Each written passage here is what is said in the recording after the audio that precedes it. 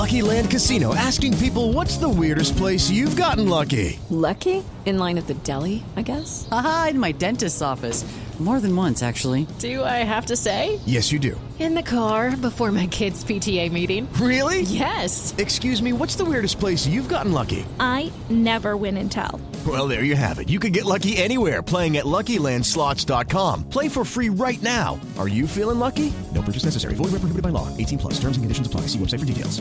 Hello, it is Ryan, and we could all use an extra bright spot in our day, couldn't we? Just to make up for things like sitting in traffic, doing the dishes, counting your steps, you know, all the mundane stuff. That is why I'm such a big fan of Chumba Casino. Chumba Casino has all your favorite social casino-style games that you can play for free anytime, anywhere with daily bonuses. That should brighten your day a little. Actually, a lot. So sign up now at ChumbaCasino.com. That's ChumbaCasino.com. No purchase necessary. VGW Group. Void where prohibited by law. See terms and conditions. 18+. In the spirit of reconciliation, the Theatre Thoughts podcast acknowledges the traditional custodians of country throughout Australia and their connections to land, sea and community. We pay our respects to their elders past and present and extend that respect to all traditional custodians of the land on which our episodes are recorded. You probably have one of the best entrances in musical theatre that I've seen in a very long time. I'm going to be honest, Justin. I wholeheartedly agree. Yeah. And it's I don't want to spoil it for anyone who hasn't come to the show yet, but I really, really it's so undeserving, but I feel like such a rock star. And I really don't want to spoil it. But if you have come along, that entrance, you can't miss it.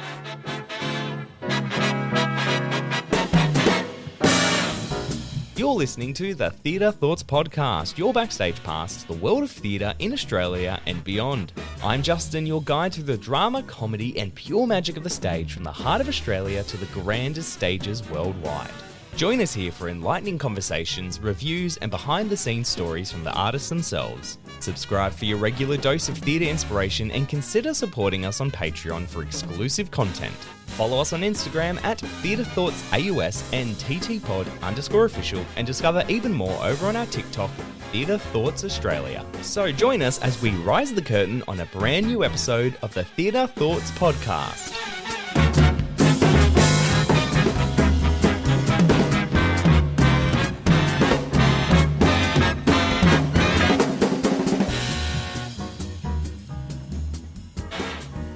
Welcome everyone to a brand new episode of the Theatre Thoughts podcast. I have with me an artist who I've been wanting to chat to for a very long time. They are a Māori and Swedish multidisciplinary artist who graduated from the Victorian College of the Arts with a Bachelor of Fine Arts in Music Theatre. Their past theatre credits include, deep breath, Clyde and Bonnie and Clyde at the Hayes Theatre, Harry and Eve Blake's Fangirls, Demetrius and Laura Murphy's The Lovers, both at the Sydney Opera House, Sir Galahad and Spamalot, Oaken and Disney's Frozen, Misunderstanding and Priscilla, Queen of the Desert for Michael Castle Group, and they're currently playing Romeo in and Juliet. Blake Appelqvist, thank you so much for jumping on. Hi, Justin. Thanks so much for having me. Thank you. That was you. a mouthful. I know. I was going through. I was like, oh my God, I know they've done a lot, but I was like, oh, they've done a lot. Okay. No, very much so. Yeah. Yeah. Well, I think the first time I saw you perform anything was, I think it was either Brigadoon or as Clyde in Bonnie and Clyde, and the moment I saw you perform, I was like, I need to know who this person is because they're very, very good. Thank you. I mean, those two were some of my first time performing as a lead in a production, and I just love performing at the Hayes as well. It's such an intimate space, and so much of my favorite musicals get put on there, all niche musicals that no one really has seen before on a main stage. So yeah, I really wish that I saw Spamalot there because Spamalot's one of my favorite musicals. I did it in two Amdram different groups, one here and one in the UK. And I would have loved to have seen it there because it would have just been so clever in such a small space.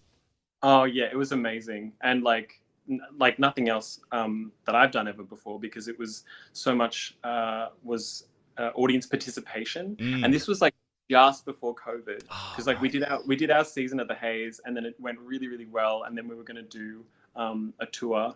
And then halfway through the tour, COVID started creeping in, and then it all sort of fell apart, as did many other shows. But our season at the Haze was it was so amazing. There was like audiences on the stage with us as well, and like they were all a part of it. So yeah. That's incredible. So jealous. Well, you're currently performing as Romeo and Juliet, which we'll talk about because I saw it in Melbourne when I was in Melbourne for Homegrown. I went to see Homegrown down in Melbourne, and while I was there, I was like, I need to see Anne Juliet. It's like one of these things. I didn't think it was going to come to Sydney, which it now is. Thank you, Michael Castle. And I was like, I need to see it now. So I took the chance and I went, and I was just like, amazing. You probably have one of the best entrances in musical theatre that I've seen in a very long time. I'm going to be honest, Justin. I wholeheartedly agree. Yeah. And it's I don't want to spoil it for anyone who hasn't like come to the show yet, but I really, really like it's so undeserving, but I feel like such a rock star. And I really don't want to spoil it. But if you have come along, you know, that entrance, you can't miss it. Yeah, definitely. Well, before we get too far into it, I'd love to talk about you and your career because, like I've said, you know, you've had such an illustrious career so far. So I'd love to know, like, where did it all start for you? What was like the first moment that you, you know, chose the career of the stage? Well, I mean, I've always loved performing and singing and dancing. I've been doing that since I was a kid. But more so for like fun or just because I just really enjoyed it. But I think one of the like odd turning points in my life was when I was studying in high school, and I had my heart set on this like career that I knew that I wanted to do, and I was doing all the subjects to like support that career, and that was to become an architect. Right. And then when I was doing all the right subjects and I was studying really hard, and then I went to do work experience at an architecture firm in Canberra where I grew up. And it was one of the most, no offense to architects out there, but it was a very like boring, soul-crushing office job. And I just felt myself getting really itchy with thinking about pouring my heart and soul into something that would be at a desk or something that I wouldn't feel alive doing, or that I couldn't tangibly feel like I was having an effect on the world. And so after doing that week of work experience, I changed all my subjects to like topics and subjects that were maybe I didn't think I would have a career in, but I knew that I loved, or I knew that I was good at, or I knew that it sparked like curiosity and interest in me. And that was like the best decision that I could have made in high school. Because then after that, I auditioned for a whole bunch of tertiary institutions and ended up going to the VCA for 4 years. I did 3 years in the bachelor and 1 year in the foundation course. And it was the right shake-up that I needed after living in Canberra and not really seeing any type of like musical theatre trajectory or career thriving in Canberra. As soon as I left there and went to Melbourne, and I was, you know, in the hub of musical theatre, and, you know, getting to work with so many cool people through the VCA, and even just from being in that big city, it was the catalyst for a lot of hope that I had for a theatre career that I couldn't see in Canberra. And then after graduating, I've done a whole bunch of shows that have been really, really fun, and workshops. And it's really, really nice to be able to like build a career here in Australia from growing up in Canberra. Yeah, that's so good. And I think it would be fascinating because obviously, like, for Australians listening, no, Canberra is quite small. And you know, there's not a lot there. But you go to like the big city, and there's so much in Melbourne. I know when I went to Melbourne for the first time, even though I grew up in like around Western Sydney, even I noticed how much theatre there is in Melbourne and how easy and accessible it is. So I can hardly imagine what the Canberra move would have been like.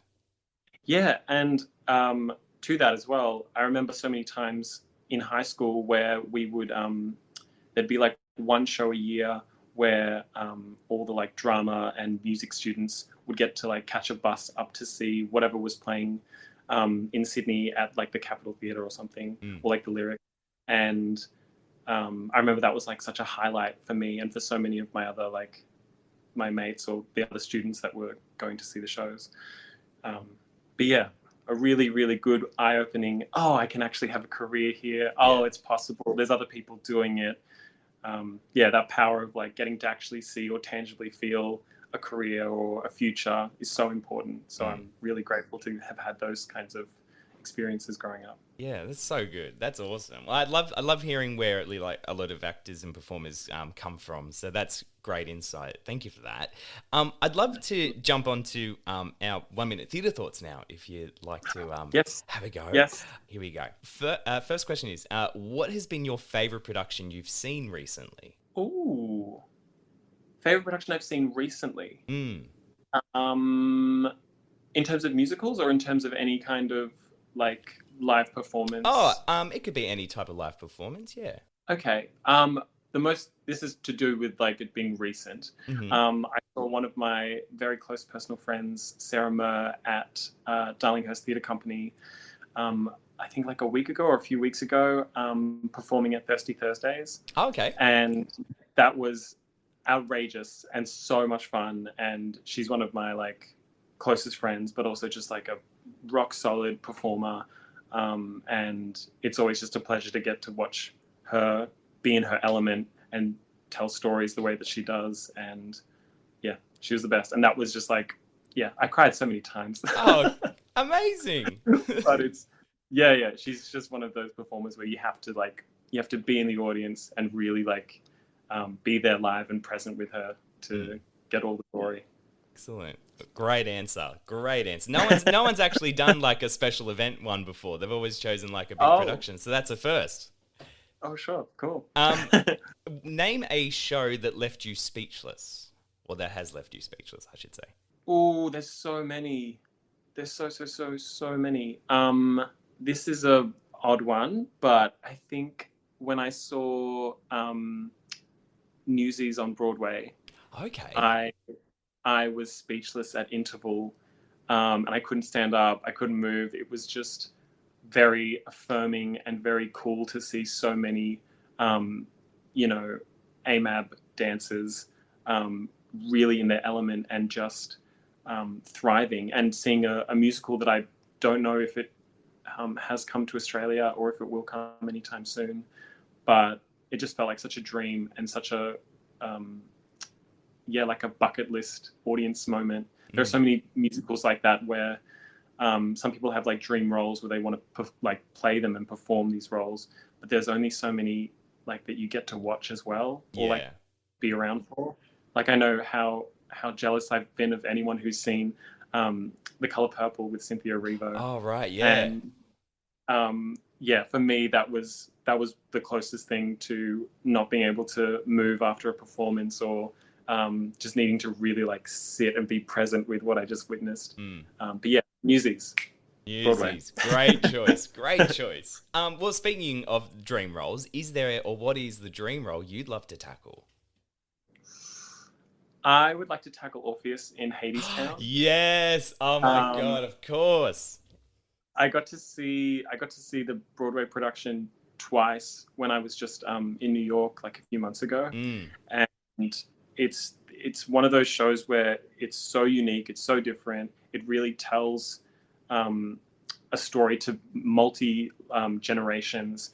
The music is so unique and unlike any other musicals that I have seen or have heard of. Yeah. And I'm a sucker for romantic and for any type of tragic love. I think kills me every single time I get to the end of that soundtrack, and you don't even need to see it. You just hear it in the music, and my heart just goes, oh no. Yes. Yeah. But yeah, I think that would be a dream role. Otherwise, maybe Gaby in On the Town. Okay. Or even just like any new musicals. Like some of the musicals that have been written are great and have like a wonderful American sensibility, but it would be nice to get to do more homegrown work and new works. Yeah. That would be my dream. Yeah, definitely. I'd love to know, what is your pre-show ritual, or do you have one? It depends on the role, Mm. but I think usually I like to listen to music that's not related to the show, but kind of like reminds me of the sort of essence of the character that I'm going to be playing.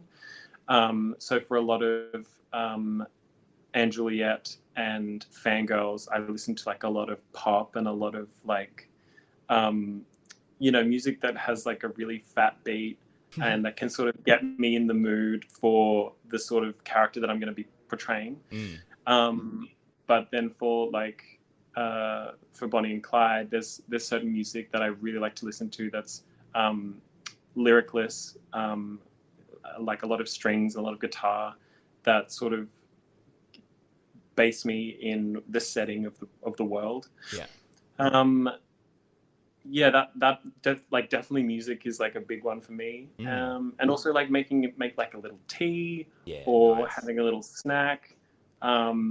It sort of changes, and I'm open to it always changing, but the music is usually something that doesn't change. Excellent.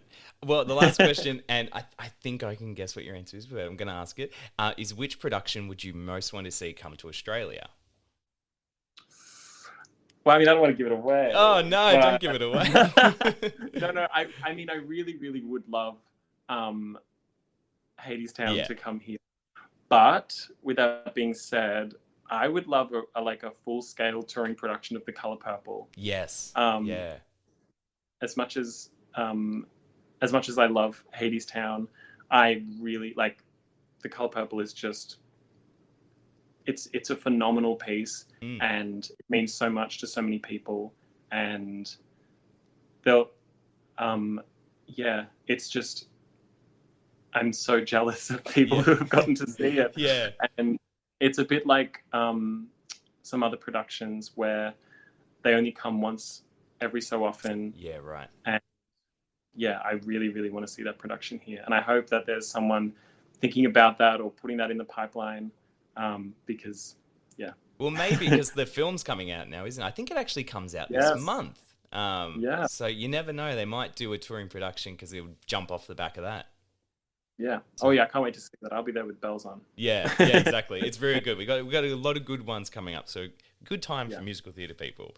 Well, those are great answers. Thank you so much for them. I'd love to jump into one. You talked about the dream roles you'd love to tackle, and you said something about originating roles. Now, you've had the chance to do that in productions like The Lovers, where you played Demetrius, and that was a brilliant production. I will have Laura Murphy on the podcast. We had a chat, and the schedule it's in there. And Laura was awesome to talk to about her music and her writing. I'm a massive fan of hers. I saw the Hayes Theatre's 2024 release and heard the snippet of Zombies, which I'm so excited to see after listening to it. And especially because the cast that's just been announced for it is incredible already. And I'm just this is going to blow the roof off of Sydney. She really does like cook magic every single time. And like, I've known Laura for years. She was doing Grease at Her Majesty's Theatre when I used to work behind the bar. Yeah, no way. And right. She's like old friends of a couple of my other friends who used to live out in like northern Sydney. And they all did musical theatre together, like amateur musical theatre, as kids. So yeah, I've always been obsessed with her. And same, I'm the biggest Laura Murphy fan. Yeah, it's a good train to be on. But what was it like performing The Lovers? Because that was backed by Bell Shakespeare. It was their first musical, the adaptation of Midsummer Night's Dream, told from the perspective of the lovers. And I mean, I loved the production. When I saw it, I was like, this is a perfect way to get, musical theatre people and Shakespeare people and get them to meet right in the middle.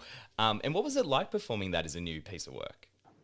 It was heaps, like so much. From because we did workshops of this show years before we did the Sydney season, and it was cool, like getting to almost feel like an American, like a normal American doing a workshop and then doing an out of town tryout and then doing the production. It felt very like that, because we did a workshop of it 2 years before we did the Sydney season, where it was just a sing through of Act One, and Laura was very like, "Oh, does this need to be in this key? Could this be a little bit, different? Should we change a lyric here?" It felt very like organic and like she was still in the creation phase. And then a few months later, we did another sing through of the whole score, where we had a few invited guests, and we really, really felt the weight and the responsibility of something so good in our hands and in the room. And I'm so glad that that translated to our Sydney Opera House season with a phenomenal cast, crew, and creative team. Everyone on that show is just the best of their best, like top of the field. And yeah, really, really cool to get to originate something. And it was really interesting, the kinds of audiences that we had, because it was a hot mix, as you said, like blending multiple different sort of demographics. We had a lot of like people who like love and adore Shakespeare, not necessarily like purists, but people who just like know the material really, really well. And they know that language very thoroughly, but not necessarily like pop music. Yeah. And then you'd have like some people who came in wanting to like listen to all the hear the seats rumbling in the theater and feel the pulse of the beat and the funny lyrics and everything that was all on the music side, and then had never read Shakespeare before, or maybe like studied a little bit at school, but that's a foreign language to some people. And so it was interesting having that blend and that mix of all ages coming to like see our show. And I think that's a really smart way to diversify your audience and to have the sort of conversations on the car ride home about, oh, I kind of liked this music, maybe I'll start listening to this, or oh, I kind of like this poetry, maybe I'll start reading some Shakespeare, or reading something that you don't usually read. And I always say Midsummer is like the gateway drug of Shakespeare, because the mechanicals are so easy and they're funny and it's that fast, and then the lovers element come into it. Oberon's like the very much the most Shakespearean, I suppose, but even the lovers are easy to understand, and so once you get there, you go, oh, I get Shakespeare. So then you go to the next one, and kind of goes from there. Yeah, and that Shakespeare and that pop music, they translate so well together, with both being very heightened and very pure and very like true, which you wouldn't normally think would go hand in hand, but like and Juliet has also sort of been. Well, let's talk about that, because that is genius idea. Because when I first heard about And Juliet, I was like, I didn't know much about it. I was like, And Juliet's got something to do with Romeo and Juliet, surely. And then I explored it more. I was interested, because I didn't get it at first, what the jukebox connection was, because every jukebox musical has something. It's songs from ABBA, it's songs from Queen, it's songs from someone. And I was like, you got Katy Perry, you've got Backstreet Boys, you've got Britney Spears. I was like, what's the connection here? So then when I came and I saw and I'm going to let you fill in the gaps for me, because I've completely forgotten the name. But the Shakespearean elements connected to it, I was like, that's very, very, very clever. So I'd love if you could talk about And Juliet. Yeah, of course. So as you said, the jukebox element, all the songs in the show have some connection to the genius Max Martin, who is like, I don't understand how someone can be that smart and have churned out so many pop hits for so many people over so many years. It's like, it's unfair. It's illegal how clever he is. And and the tie-in that he's like the modern day Shakespearean music, I was like, that's it. That's why you've chosen it. Fully, absolutely. And yeah, it's been the best experience. I love the show. And so cool to have like a story that maybe some people know or some people don't, but regardless, you're taking on a journey that's modern, that's through the lens of Juliet, and to music that everyone knows and loves. And even if you don't, with the Max Martin genius, you will know it very quickly and you will love it very, very quickly as well. And it's the writers have done a very clever thing as well, because I know when I teach Romeo and Juliet, I always preface it with like, guys, it's a 3-day love story. These two young teenagers, they fall in love and they both die at the end. It's like, it's really weird.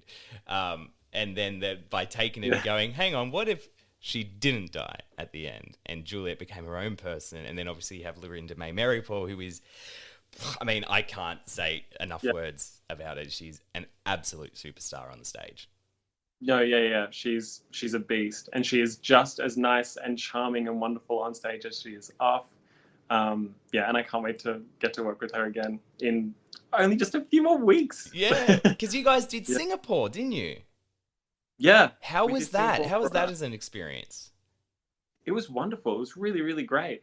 I will be honest, the Singapore audiences, I think maybe listen more, or at least we had different reactions and responses to what we have here, which was so it was just wonderful. Like, it was lovely to see, and I'll also speak to, I saw the and Juliet on Broadway as well when I was in New York, and it's just really, really fascinating to have this piece of work that I know so well and so deeply, being performed in Australia and to Australian audiences, and then going to New York and seeing it on Broadway with American audiences, completely different. And then again in Singapore, a completely different response. But it is a testament to the work in how universal it is and how much people connect with the material, connect with Juliet and all the characters in the show. But yeah, it was really, really fascinating seeing the differences and how invested Singaporean audiences were in our story as much as everywhere else. That's incredible. And what was it like seeing the ad in Times Square? That was outrageous. It was so cool, and it was one of those like pinch me moments where it felt like very, I'm at the right point of, like, I'm in the right place and time, everything's working out, and it was really, really, like, it's hard to bring words to it, but it's just really affirming, and I hope everyone gets a feeling like that in their life, where they just know they're on the right path, and it was almost like a stillness rather than because I remember when I saw it the first time, I was just like in awe, and then the second time I was like freaking out and running around. It's like, that's me. But yeah, really, really, really cool. Amazing. Yeah. Well, I'm so excited that you guys get to bring it around Australia. So you're starting in Perth in January, and then you bringing it to Sydney, which will be amazing, because I know Melbourneites were absolutely going crazy for it. Oh my gosh, yeah. We really weren't sure how audiences would respond or react to it, because it hadn't been done. There'd only been an American version for American audiences, and the UK version for UK audiences, and I guess it was nice. It was like a pleasant surprise seeing how quickly people jumped on board and were obsessed with it as much as we were, and it was just like, it was the best response, and that momentum just kept building and building and building throughout our season. And I have a sneaking suspicion that might happen when we come to Sydney as well. I guarantee. If not anyone else, I'll be there and cheering. And we're like, come on, guys, you got to get in. Get in. Yeah, so that's incredible. Well, we'll take a quick little ad break, and then I'd love to talk about one of your next shows coming to the Haze next year. Judy was boring. Hello. Then Judy discovered ChumbaCasino.com. It's my little escape. Now Judy's the life of the party. Oh, baby, mama's bringing home the bacon. Whoa, take it easy, Judy. The Chumba life is for everybody. So go to ChumbaCasino.com and play over 100 casino-style games. Join today and play for free for your chance to redeem some serious prizes. ChumbaCasino.com. No purchase necessary. Void where prohibited by law. 18+ terms and conditions apply. See website for details. It's time for today's Lucky Land horoscope with Victoria Cash. Life's gotten mundane, so shake up the daily routine and be adventurous with a trip to Lucky Land. You know what they say, your chance to win starts with a spin. So go to LuckyLandSlots.com to play over 100 social casino-style games for free for your chance to redeem some serious prizes. Get lucky today at LuckyLandSlots.com. Available to players in the U.S., excluding Washington and Michigan. No purchase necessary. VGW Group. Void where prohibited by law. 18 plus. Terms and conditions apply. Let's talk about your show coming to the Hayes next year, Days at the Hayes, which I heard in the announcement, and I was like, excellent. It's a special night. Is it one night or two nights? It's just one night for now. Yeah. For now. Excellent. Love that. Because it's selling very, very well. I think it's sold out nearly when I looked at tickets. Yeah, I think it is sold out at the moment, which is really, really lovely. But do you want me to jump in? Oh, yes. Because I was going to say, because I know something that I very much love about you is you're a very proud non-binary performer, and you very much promote that on your socials and everything you do. And for me, it's been I've used you as my own education and Sure. understanding, especially when I'm talking to artists, like how to speak about them and to them properly. And so when I heard this, I was like, okay, it's just like a next level. And I love that it was you presenting it, just because it was like, for me personally, I was like, this makes sense. So yeah, I'd love it if you could chat as much as you want about it. Okay, great. I mean, I could speak for days on it. Yeah. But I guess, so it's called Days of the Haze, and it is a night to celebrate gender diverse talent in that, like our local talent that we have here, across creatives and performers and writers and directors. Everyone involved will be gender diverse, trans or non-binary. And ideally, I would love for this to be I would love for it to be something that isn't just a one-off, but is maybe an annual event, or maybe something that tours. But for now, I'm just focusing on what it is right now.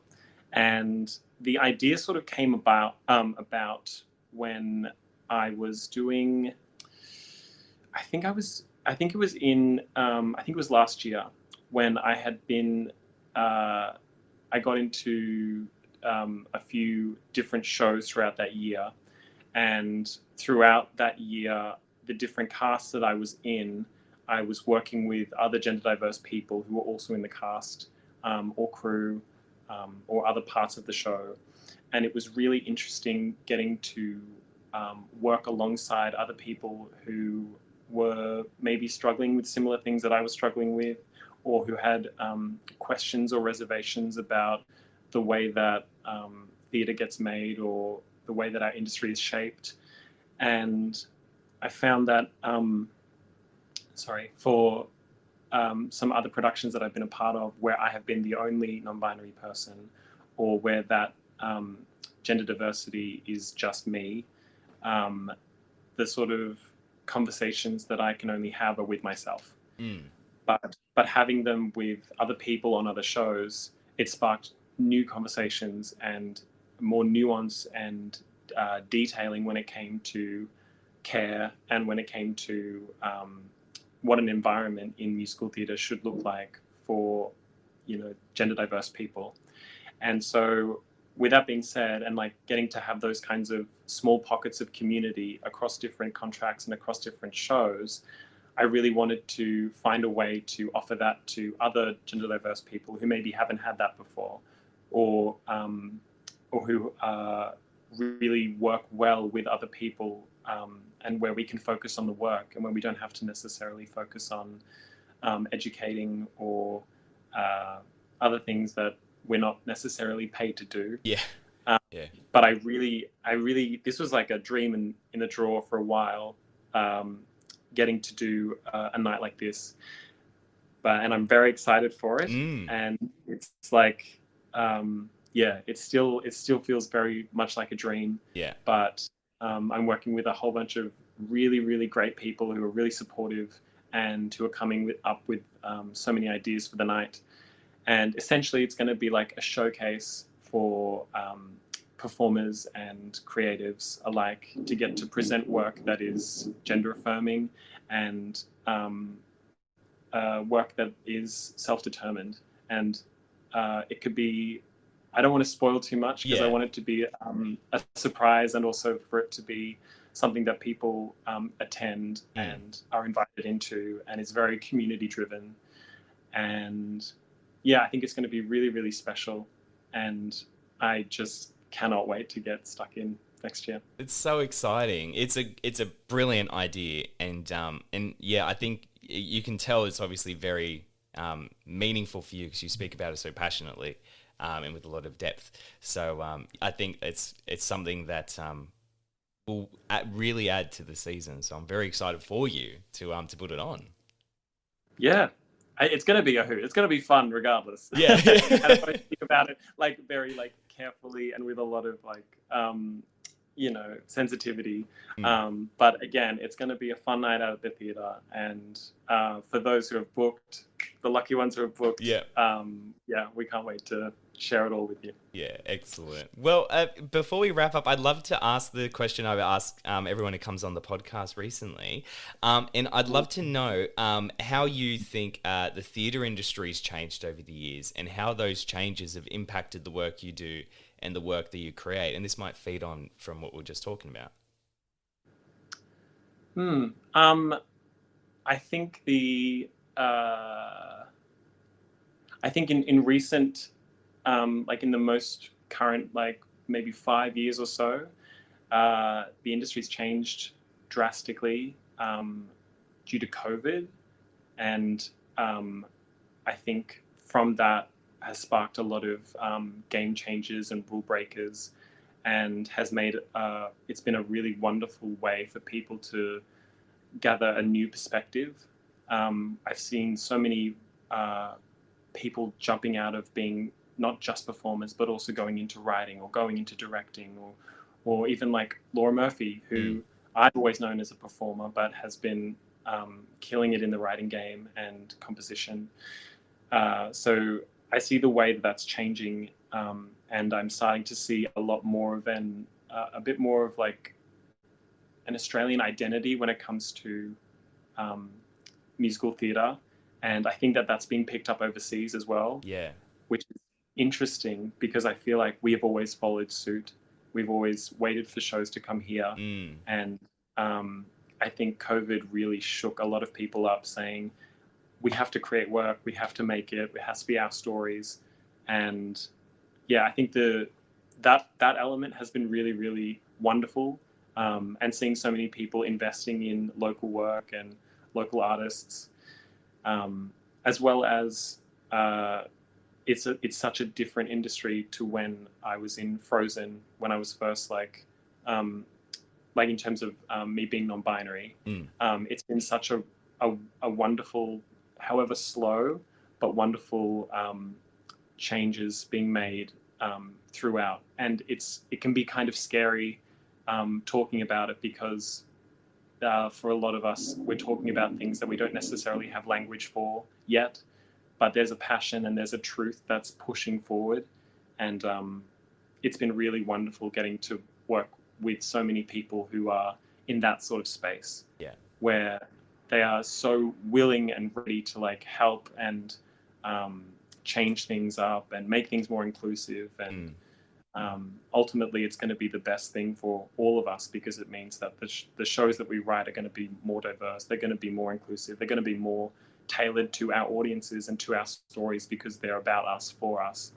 And that's going to be I just can't wait to see what the theatre is going to look like and the industry is going to look like in 5 years time or 10 years time. And I think we're going in the right direction. Excellent. That's great. What a great answer. Really, that was lovely. And I love as well what you said about the shows going overseas, because obviously Fangirls is going to London, which is amazing. Now I'm thinking about timings, because you're still being and Juliet. So will you be making an appearance in Fangirls? Can you tell us that? I will unfortunately still be in and Juliet. However, I will fortunately still be in and Juliet. Excellent. Fortunately for us, unfortunately for London. In a perfect world, I do both at the same time. Yeah. And you know what? Maybe, but no, I'll definitely be here. Excellent. Well, but I can't wait for. I'm so excited for them, and I love that they're keeping the Australian accents because it leads very well into what you just said about them getting our products rather than the other way around. Which I'm so keen to see what their reaction is. I'd love it. Yeah, me too. Yeah. Well, thank you so much for jumping on and giving us your time. I'm excited for you to get back into Anne Juliet and then to see what the next steps are for you. And then Blake as well. Your days at the Hayes is coming, so all the best. I mean, you've got so much happening and you're going to need this rest before you go to Perth. So just take your time up this Christmas. Yes, thank you, Justin. And you too. Have a happy holidays as well. Thank you so much. A massive thank you to Blake Appelqvist for joining us on this week's episode. Keep an eye out on the Hayes Theatre Co _official Instagram account for more tickets to Days at the Hayes premiering on the 19th of February 2024. Tickets for And Juliet the Musical premiering at the Lyric Theatre in Sydney on the 27th of February can be booked at andjuliet.com.au. This episode was produced by Echidna Audio.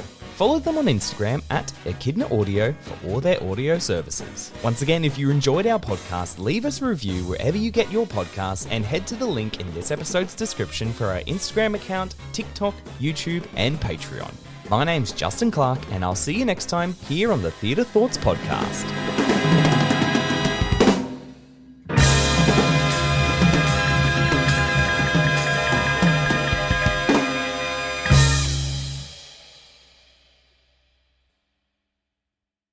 Have you ever wondered how your favorite performer actually feels? Well, here's your chance. Welcome to The Quiet Part Out Loud with me, Bobby Steggert, Broadway actor and now a therapist to a whole host of Broadway creatives. Part interview, part therapy, this is not your typical podcast. We'll go right to the heart of things with some of your favorite artists, what they still struggle with, what lessons they've learned, what they haven't figured out yet. There's enormous power in saying the quiet part out loud. Are you listening? With Lucky Land Slots, you can get lucky just about anywhere. Dearly beloved, we are gathered here today to... Has anyone seen the bride and groom? Sorry, we're here. We were getting lucky in the limo and we lost track of time. No, Lucky Land Casino, with cash prizes that add up quicker than a guest registry. In that case, I pronounce you lucky. Play for free at LuckyLandSlots.com. Daily bonuses are waiting. No purchase necessary. Void where prohibited by law. 18+. Terms and conditions apply. See website for details.